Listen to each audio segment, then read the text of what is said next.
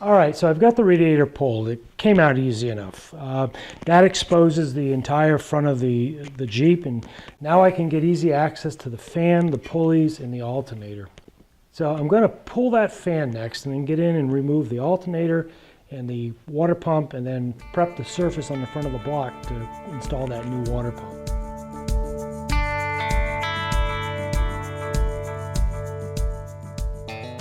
All right, so I put a 2x6 down to catch one of the blades of the fan. That way it won't spin while I loosen up the bolts. The bolts are 7/16, and fortunately they're not tight or overly tight, so I'm not having any real issues getting them off. They are a little bit rusty, so I think when I put them back on, I'm definitely going to put some Never Sees.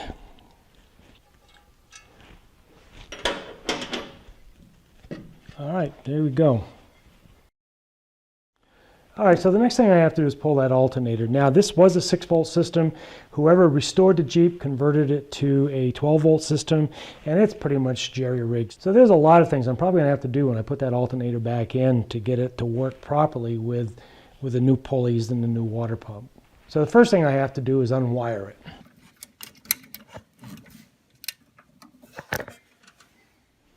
All right, so this is a little bit where the jerry-rigging comes in. So I've got 3 bolts that I have to remove.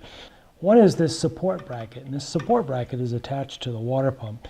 And it's interesting, they put a long bolt in, and there's a bolt, and then there's another nut behind it that tightens up the water pump. That's a 1/2 inch,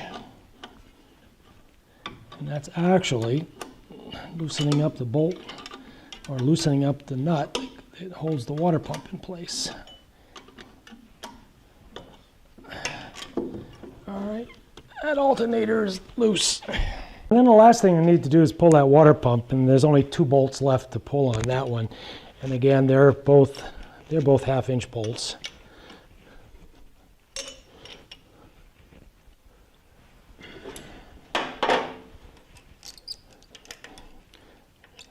Going back and using my favorite tool, that ratcheting box end wrench. All right, this one does not have a lot of room to work.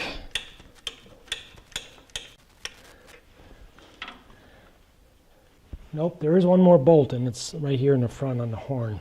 I don't know how much fluid I'm going to get out of here, so I'm going to go put a pan under here just in case.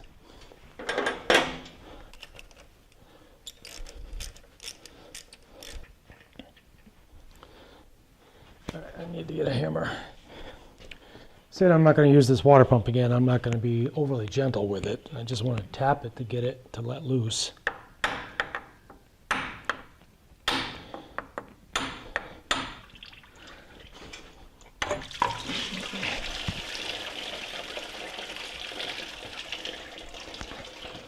Yep, I'm glad I put that pan under there. So the next thing I have to do is scrape that gasket off and clean that surface, that mating surface up for the new water pump. Now, one of the problems I'm facing is the size of the pulleys of the shivs. Now, the pulley on the water pump, it's a 5/8 pulley.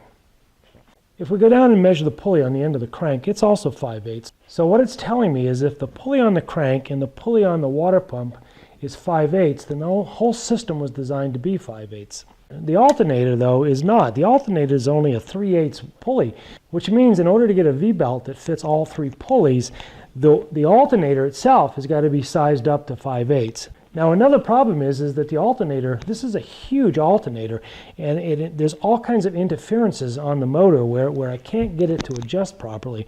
So if I could source a smaller alternator, it would make it a lot easier fitting all that into that small space that I'm trying to work with. So that's the next thing I have to do. I need to either find a smaller alternator or a larger pulley that I can put onto this alternator. So again, whoever restored this Jeep, they sort of jerry-rigged all these pulleys, and in order for me to get this pulley to line up with the correct position, I'm going to have to build some brackets for that as well.